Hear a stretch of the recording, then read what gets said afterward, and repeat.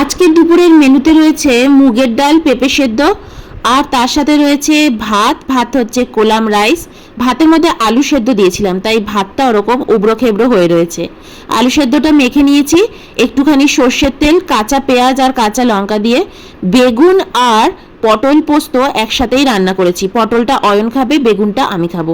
ঘি নিয়ে নিচ্ছি, ঘিয়ের মধ্যে ভাত নিয়ে নিলাম, গরম গরম ভাত। তার মধ্যে পেঁপে আর মুগ ডাল সেদ্ধটাও নিয়ে নিচ্ছি। পেঁপে সেদ্ধ ডাল।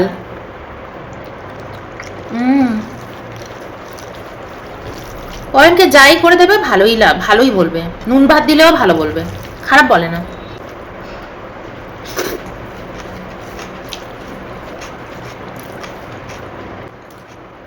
একটু কাঁচা লঙ্কা এনেছি।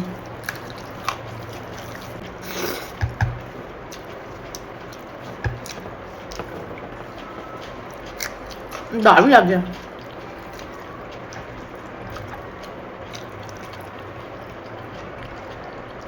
বেগুন ভাজাটা অতিরিক্ত লাগছে।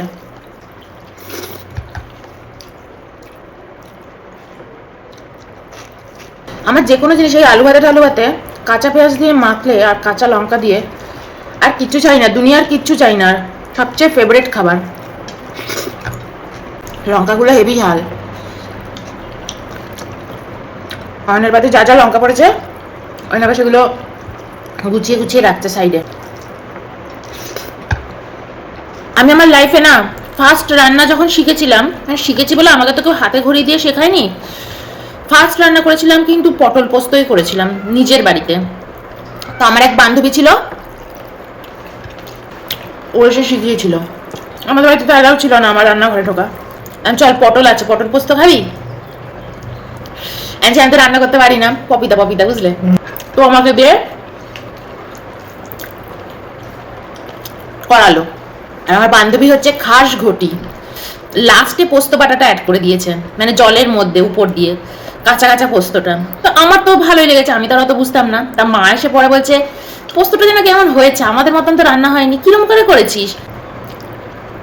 কবিতা বলছে খাও কাকিমা খাও। এটা হচ্ছে ঘটি পোস্ত। খাওয়া শেষ, গল্পও শেষ।